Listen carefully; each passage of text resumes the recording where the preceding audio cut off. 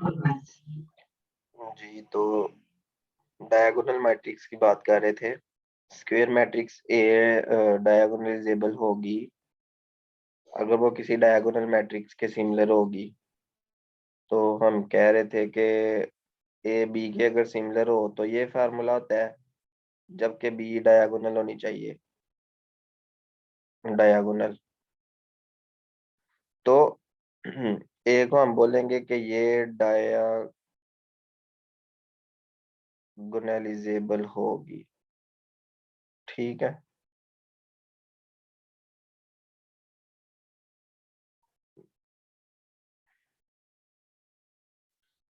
कह रहा है कि कहने का ये मतलब है कि ए डायगोनलाइजेबल होगी अगर आपके पास एक इन्वर्टिबल मैट्रिक्स पी एग्जिस्ट करेगी।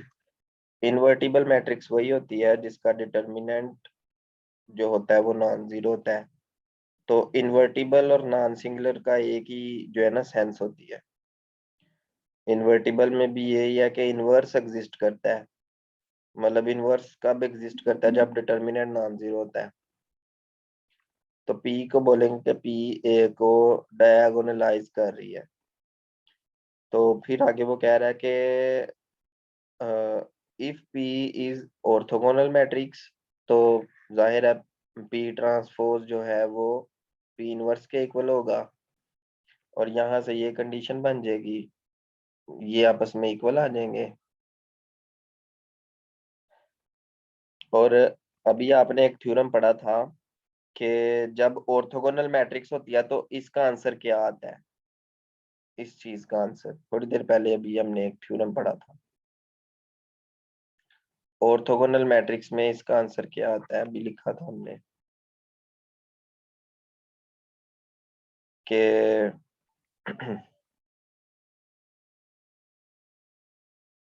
यहाँ पे था, ये प्रीवियस सेक्शन में हमने देखा था।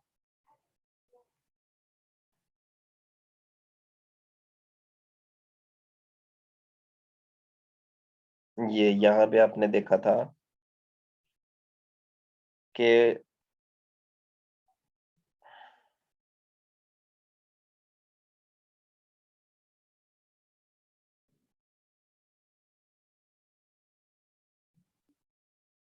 ये जो डायगोनल मैट्रिक्स का है ना यहाँ पे, कि ए एक स्क्वायर मैट्रिक्स है, ऑर्थोगोनली सिमिलर होगी किसी डायगोनल मैट्रिक्स के अगर ए सिमेट्रिक होगी। और यहाँ भी यही वो कहना चाह रहा है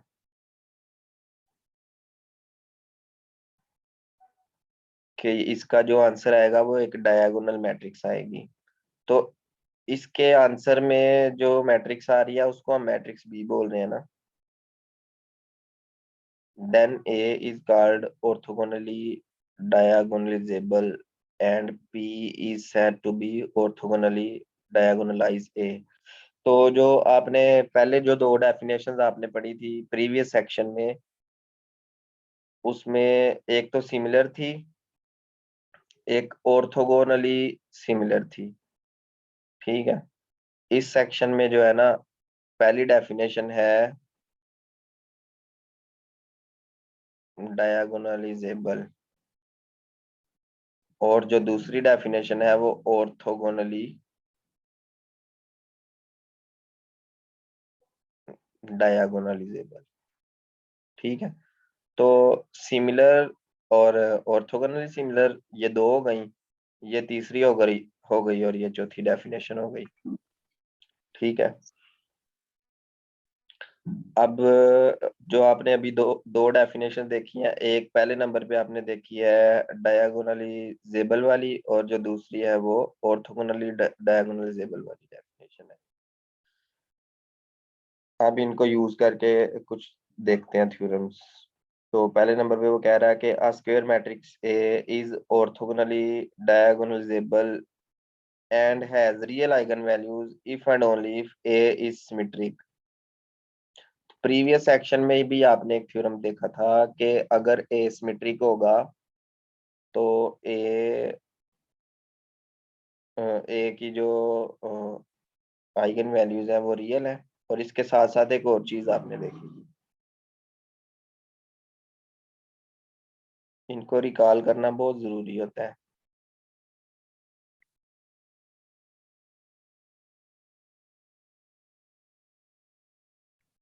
eigen vectors of a symmetric matrix. तो यहाँ पे आइगन वेक्टर्स की हम बात कर रहे थे। सिमेट्रिक मैट्रिक्स के जो आइगन वेक्टर्स हैं वो ऑर्थोगोनल होते हैं। फिर दोबारा से हमने सिमेट्रिक मैट्रिक्स की एक और बात की थी कि जो भी सिमेट्रिक मैट्रिक्स होगी, ठीक है, तो वो ऑर्थोगोनली सिमिलर होगी किसी डायगोनल मैट्रिक्स के। A square matrix A is orthogonally similar to diagonal matrix if and only if A is symmetric। तो सिमेट्रिक के ये दो थ्योरम हो गए और ये एक और आपके पास आ गया। इनको आपने लिख लेना है कहीं पे और इनको याद रखना है। और यहाँ पे अब वो सिमेट्रिक मैट्रिक्स की एक और बात कर रहा है कि ए सिमेट्रिक मैट्रिक्स है इफ एंड ओनली इफ वाली कंडीशन है, तो ये ऑर्थोगोनली डायगोनलाइजेबल होगी और इसकी रियल आइगन वैल्यूज होंगी। ठीक है, सिमेट्रिक की रियल आइगन वैल्यूज तो होती ही हैं। रियल आइगन वैल्यूज के साथ साथ ये ऑर्थोगोनली डायगोनलाइजेबल भी होगी। तो आप सिंपल, आप एक छोटा सा क्वेश्चन बन गया है कि if A is equal to A transpose then, ठीक है, देन पहले ऑप्शन में हम कह लेते हैं जी A has real eigen values, और दूसरे नंबर पे कह रहे हैं कि ए इज डायगोनलाइजेबल, और तीसरे नंबर पे हम कह रहे हैं जी ए इज ऑर्थोगोनली डायगोनलाइजेबल, और चौथे नंबर पे हम कह रहे हैं कि ऑल। तो देखें, यहां से हमें पता चल गया कि ये सिमेट्रिक है। सिमेट्रिक, अगर सिमेट्रिक है तो एक और बात पता चल गई कि इसकी आइगन वैल्यूज रियल होंगी। फिर दूसरे नंबर पे हमें पता है कि ये ऑर्थोगोनली डायगोनलाइजेबल भी होता है, तो ये हमें पता चल गया। और क्योंकि यहाँ पे डायगोनलाइजेबल का वर्ड यूज हो रहा है, तो चाहे ये ऑर्थोगोनली हो चाहे जैसे भी हो, ये डायगोनलाइजेबल भी हो रहा है। इसका मतलब है कि इसका आंसर होगा ऑल।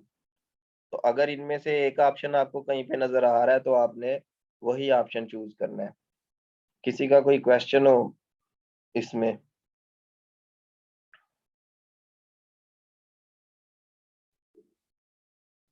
सर ये 4 वाला क्या लिखा है? 4 में मैंने ऑल लिखा हुआ है। ऑल, तमाम, सारे ऑप्शन।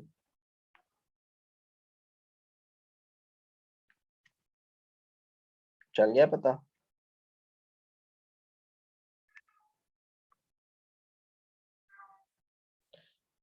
अब ये जो क्वेश्चन है यहाँ से आपको सारी समझ आ जाएगी कि ये क्वेश्चन क्या कहना चाह रहा है। सबसे पहले नंबर पे आप ये देखें कि ये मैट्रिक्स क्या है, इसका ट्रांसपोज तो करें।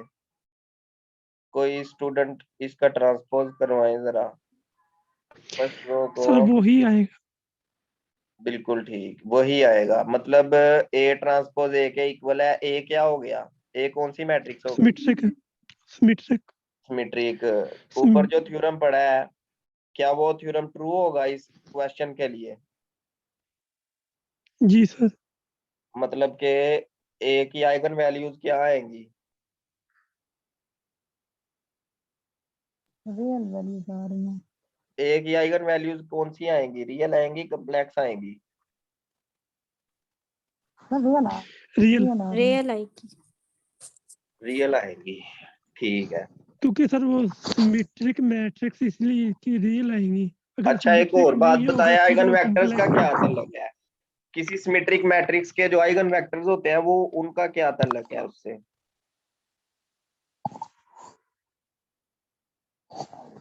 और भगवान होते हैं। ये थ्योरम देखे ना 7.26, इसमें क्या हम कहना चाह रहे हैं? इसमें उसने कहा है कि सर सिमेट्रिक वो मैट्रिक्स ऑर्थोगोनल होते की, हैं। हाँ ऑर्थोगोनल होते हैं ना, बिल्कुल ठीक। तो दो दो बातें हो गई ना, आइगन वैल्यूज भी रियल आएंगी और आइगन वेक्टर भी ऑर्थोगोनल होंगे। ठीक है, दो बातें हो गई। और तीसरे नंबर पे यहाँ पे हमें पता चल रहा है कि ये ऑर्थोगोनली डायगोनलाइजेबल होगा। ऑर्थोगोनली डायगोनलाइजेबल का क्या मतलब है, इसकी डेफिनेशन भी हमने पढ़ी है कि इसका ये मतलब होता है कि ए किसी ऑर्थोगोनल मैट्रिक्स, मतलब के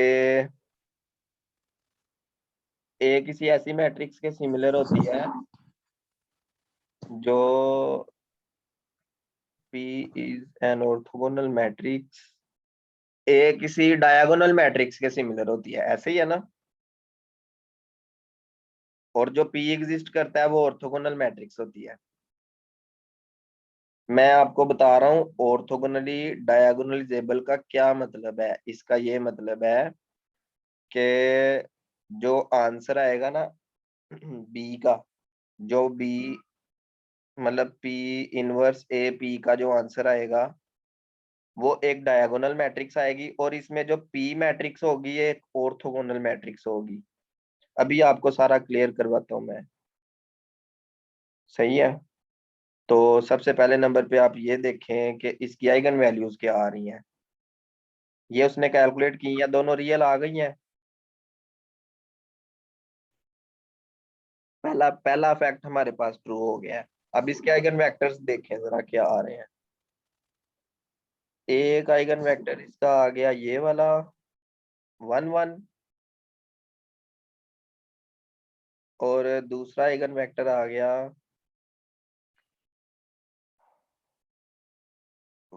1 -1। किधर चला गया ये दूसरा आइगन वेक्टर आ गया 1 -1। इनका इनर प्रोडक्ट तो जरा चेक करें। इनको पहले नंबर्स को मल्टीप्लाई करें, फिर ऐड करें, फिर दूसरे नंबर्स को मल्टीप्लाई करें, क्या आ गया 0। तो जब 0 आ जाएगा तो आइगन वेक्टर क्या हो जाएंगे आपस में,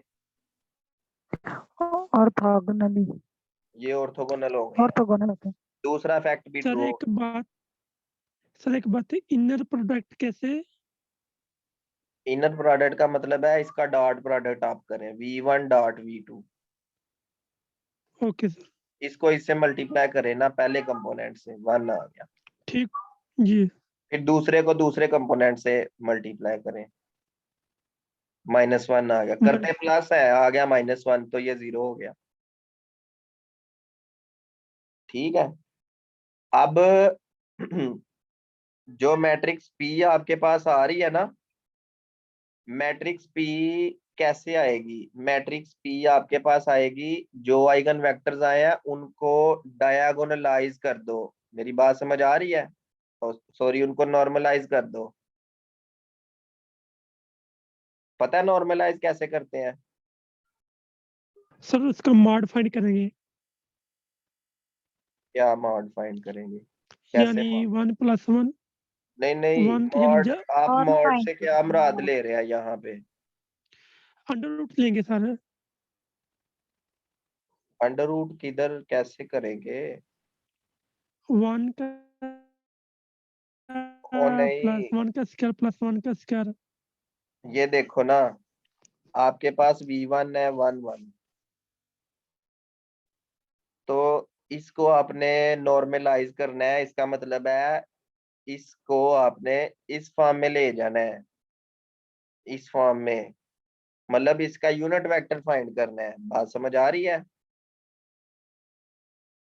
तो आप मार्ड कह रहे थे ना, वो मुझे मार्ड से समझ नहीं आ रही थी, ये इसको नॉर्म आप बोले तो ज्यादा बेहतर जी सर, रहेगा। अगर आप यही इंटरव्यू में जी आप सर इसको मार्ड बोलेंगे तो वो फिर इसको जो है ना गलत किस्म का समझेंगे। सर मेरे कहने का मकसद यही था, लेकिन वो दिन में बात नहीं आई थी नाम की, लेकिन फाइंड ऐसे ही करना था। हाँ जी, वही ना, मुझे समझ आ गई थी। मैं वैसे चाह रहा हूँ कि आपको पता चल जाए। जी सर। 1/2 स्क्वायर रूट और 1/2 स्क्वायर रूट। तो जी सर, जो बिल्कुल ये यही। आया है इसको आपने मैट्रिक्स की फॉर्म में लिखना है। कैसे? 1/2 स्क्वायर रूट, फिर 1/2 स्क्वायर रूट, और यहाँ पे ट्रांसपोज लगा देना है। मतलब ट्रांसपोज लगाने का ये मतलब है कि इसको पहला कॉलम बनाना है आपने, पहला कॉलम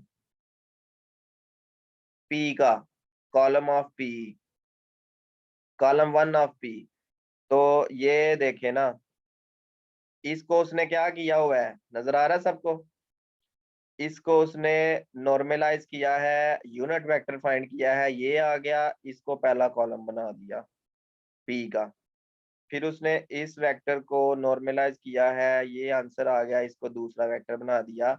अब जो आपके पास मैट्रिक्स पी आई है, पी की क्वालिटीज ये होनी चाहिए कि पी जो है ये पी सिमेट्रिक भी होनी चाहिए, सिमेट्रिक भी होनी चाहिए, और जो पी है वो पी इनवर्स जो है वो पी ट्रांसपोज के इक्वल भी होना चाहिए। ठीक है, और यहाँ से पता चलता है कि पी ऑर्थोगोनल हो जाएगी। ऑर्थोगोनल चेक करने का बेहतरीन तरीका ये है कि पी का आप डिटर्मिनेंट ले लें, आंसर 1 आएगा या -1 आएगा। चेक करें जरा इसका डिटर्मिनेंट क्या आता है।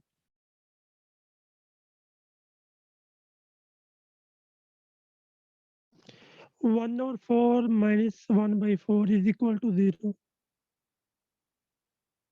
क्या आ रहा है? 1/4 minus plus 1/4 is equal to 0. -1/2 यानी अंडर रूट कैंसिल हो जाएगा। -1/2 फिर -1/2, तो ये आ जाएगा -2/2, ये आ गया -1। जी, डिटर्मिनेंट यही होता है ना, इनको मल्टीप्लाई किया, माइनस का साइन लगाया, फिर इनको मल्टीप्लाई किया। नहीं समझे? समझे कि नहीं? इनको मल्टीप्लाई किया, ठीक है, ये आ गया, फिर माइनस का साइन लगाया, फिर इनको मल्टीप्लाई किया, ये आ गया। ठीक है, ठीक है अहमद रजा। जी सर आगे समझ, लेकिन सर इधर तो उसने कहा ये ऑर्थोगोनल 0 आना चाहिए, आपको किसने लेकिन बोला है? तो मैं कह रहा -1 आ हूँ रहा है। कि ऑर्थोगोनल मैट्रिक्स का जो डिटर्मिनेंट होता है वो या 1 होता है या -1 होता है। मैट्रिक्स ऑर्थोगोनल में दो कॉलम्स का वो चेक करो जरा, डॉट प्रोडक्ट देखो जरा दो कॉलम्स का, पहले कॉलम का दूसरे कॉलम से डॉट प्रोडक्ट निकालो, फिर वो 0 आएगा। जी सर ऐसे ही। मैं आपको बता देता हूँ, आप टेंशन में ना आए। ठीक है, नहीं समझ आ गई सर, समझ आ गई सर। हाँ परेशान नहीं होना। ठीक है, नो सर, नो परेशान। नो परेशान, ठीक हो जी गया। सर। अच्छा जी, और अगली इंटरेस्टिंग बात मैं आपको ये बता रहा था, अभी मैंने थोड़ी देर पहले आपको ये बताई थी कि according to definition, as we can see here in paragraph number 2, P inverse AP equal to B and B must be a diagonal matrix, जो मैंने अभी बोला था। अब ये लास्ट वाली बात चेक करना बाकी रह गई है कि P इनवर्स AP या P ट्रांसपोज AP, आपके पास चॉइस है, आप इनवर्स भी यूज कर सकते हैं, आप ट्रांसपोज भी यूज कर सकते हैं। ऐसा क्यों हो रहा है? ऐसा इसलिए हो रहा है कि P ऑर्थोगोनल मैट्रिक्स है, और हमें पता है कि ऑर्थोगोनल मैट्रिक्स में इतना लंबा चौड़ा काम करने की बजाय आप जस्ट ट्रांसपोज लेके अपनी अपनी आसानी कर सकते हैं। देखे ना, आप इनवर्स कैसे कैलकुलेट करेंगे? ठीक है, पहले आप एडजॉइंट निकालेंगे, फिर आप उसका डिटर्मिनेंट निकालेंगे, तो ये प्रोसेस जो है ये थोड़ा लेंथी नहीं हो जाएगा, टाइम टेकिंग हो जाएगा। तो इस टाइम टेकिंग प्रोसेस से बचने के लिए आप पी इनवर्स की जगह पी ट्रांसपोज यूज करें, पी ट्रांसपोज एपी को कैलकुलेट करें, और अगर आंसर में कोई डायगोनल मैट्रिक्स आ जाती है तो आपने जो भी थ्योरी पढ़ी है वो ट्रू हो जाएगी। अब यहाँ पे हम देखते हैं कि पी ट्रांसपोज ए पी जब आपने किया है तो इसको इससे मल्टीप्लाई किया ये मैट्रिक्स आ गई, या इसको इससे कर रहे हैं, आपकी मर्जी है। तो इन सब का आंसर जो है ये आ गया। अब आप ये बताएं कि ये जो आंसर में मैट्रिक्स आई है क्या ये डायगोनल मैट्रिक्स है?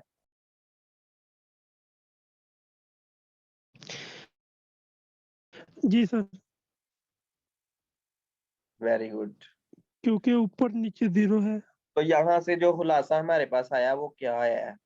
खुलासा हमारे पास ये आया है कि जो मैट्रिक्स होगी ना वो ऑर्थोगोनली डायगोनलाइजेबल होगी अगर मैट्रिक्स पी ऑर्थोगोनल मैट्रिक्स होगी। और ये सारा काम इसलिए पॉसिबल हुआ है कि जो मैट्रिक्स ए थी वो एक सिमेट्रिक मैट्रिक्स थी। सारा काम ए की वजह से हुआ है। ए सिमेट्रिक मैट्रिक्स थी तो आगे वाली सारी बातें ट्रू होती गई हैं। सर अगर कंडीशन ये है कि सिमेट्रिक नहीं है, फिर कोई भी कंडीशन फुलफिल नहीं होनी चाहिए। अगर सिमेट्रिक नहीं होगी तो फिर ये सारे काम पॉसिबल ही नहीं होंगे। जी सर। मेरी आवाज कुछ स्टूडेंट्स को क्लियर आ रही, कुछ को ब्रेक हो रही है, सही है? क्योंकि इधर इंटरनेट जो है ना वो स्लो है लाहौर में, मुझे नहीं रीजन पता कि ऐसा क्यों है, लेकिन स्लो है। बहरहाल चले, हम अभी कर रहे हैं काम। फिर एग्जाम्पल 17 में भी उसने जो है ना जो भी किया हुआ है आप लोग देख सकते। अच्छा, ये जो सारा उसने समझाया हुआ है ना सिंथेटिक डिवीजन करने का उसने हमें बताया हुआ है। ठीक है, मुझे उम्मीद है कि काफी स्टूडेंट्स को सिंथेटिक डिवीजन आती होगी। ये जी cubic sir. Equation, cubic equation को सॉल्व किया हुआ है ना। तो क्यूबिक इक्वेशन को सॉल्व करने के लिए इसके रूट्स फाइंड करने के लिए जो पहली वैल्यू होती है ना लैम्डा की जो बड़ी पावर होती है उसका कोफिशिएंट लेते हैं 1 है। तो 1 के जो डिवाइजर्स होते हैं वो या तो -1 होता है या वो +1 होता है। तो 1 के डिवाइजर्स आपने लिख लेने हैं और जो लास्ट वाला नंबर होता है ना 672 इसके आपने डिवाइजर्स लिख लेने हैं। तो इसको सबसे पहले नंबर पे 2 डिवाइड करता है ना, +-2 इज अ डिवाइजर। इसको 3 भी डिवाइड करता है, +-3 इज अ डिवाइजर। इसको 4 भी डिवाइड करता है, इसको 6 भी डिवाइड करता है, इसको 7 भी डिवाइड करता है, और ये 12 भी करता है, 14 भी करता है और 16 भी करता है। तो जो ये सारे नंबर इसको डिवाइड करते हैं तो इसका मतलब है कि पॉसिबल है कि एक रूट इनमें से जरूर होगा। तो हमने क्या किया कि पहले 1 को चेक किया सिंथेटिक डिवीजन में, 2 को किया, +-2 को, +-3 को, +-4 को। जब आपने 6 को चेक किया तो आंसर यहाँ पे 0 आ गया। ठीक है, हमारा मकसद होता है कि हम तब तक सिंथेटिक डिवीजन करते रहते हैं जब तक के रिमाइंडर 0 ना आ जाए। तो करने का ये तरीका होता है कि लैम्डा क्यूब का कोफिशिएंट यहाँ पे आ गया, लैम्डा स्क्वायर का कोफिशिएंट आ गया, लैम्डा का आ गया और कांस्टेंट आ गया। ठीक है जी, सर इसको अगर हम आपने नीचे सॉल्व सर सर अगर हम नीचे सॉल्व करने के बजाय पहले हम इक्वेशन में वैल्यू पुट करें, जिस पॉइंट पे 0 वैल्यू आ जाएगी वो हमारा फैक्टर बन जाएगा। हाँ, जिस पे 0 आ जाएगी वो भी फैक्टर बन सकता है, वो भी आप चेक कर सकते हैं, कोई जी। मसला नहीं। लेकिन आपको सिंथेटिक डिवीजन करने का मकसद मैं ये बता रहा था कि इसके बाद भी एक काम होता है, वो मैं बताता हूँ आपको वो क्या होता जी। है।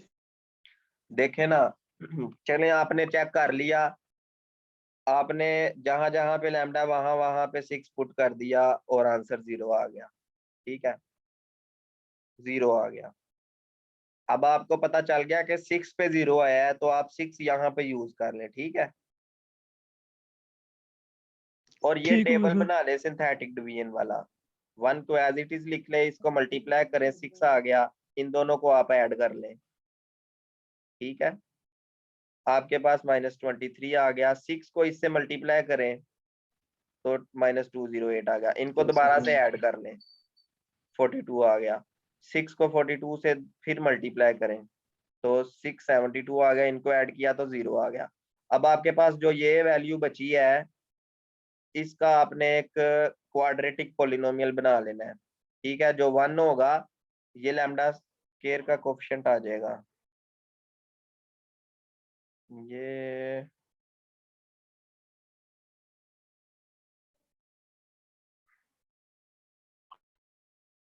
ये नहीं ठीक। जो यहाँ पे नजर आ रहा है ना वो यही है कि लैम्डा स्केयर का कोएफिशिएंट 1 है, फिर -23 लैम्डा है और फिर +42 है, विच इज इक्वल टू 0। ठीक है, उसने मिसिंग की होगी यहाँ पे, ठीक है ना, ये मिस प्रिंटिंग हो गई होगी। तो आप जब इसको सॉल्व करेंगे, इसको सॉल्व करें, इसके क्या रूट्स आते हैं, इस क्वाड्रेटिक को सॉल्व करें तो 42 है, 21 2 आर, ठीक है, तो ये आ गया लैम्डा स्केयर -21 लैम्डा -2 लैम्डा, ठीक है, +42 इक्वल टू 0। तो ये आ जाएगा, लैम्डा कॉमन आ गया, लैम्डा -21 -2 कॉमन, और ये फिर लैम्डा -21। तो यहाँ से रूट्स हमारे पास आ गए, लैम्डा इज इक्वल टू 2 और 21, ठीक है, 2 और 21 हमें नजर आ रहे हैं, सबको समझ आ गई होगी। तो एक 6 था जो है, ठीक है, तो 2 21 और 6, ये हमारे पास 3 रूट आ गए हैं इसके। बहरहाल ये हमारा काम नहीं था, जो आपके पास 3 रूट आ गए हैं उन तीनों रूट्स के मुताबिक आप इसकी वो कैलकुलेट करें।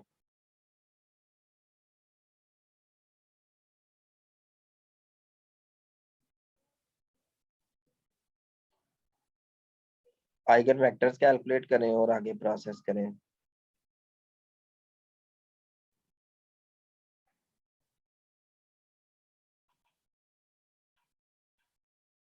मुझे नहीं समझ आ रही इसने 7 कहाँ से ले आया है, हमने आपके सामने ही सॉल्व किया है। 21 है, 2 है और 6 है। अब ये यहाँ पे 16 यूज कर रहा है, पता नहीं ये कैसे कर रहा है। बहरहाल एक एग्जांपल कर लेंगे तो काफी है, फर्दर करने की जरूरत नहीं है।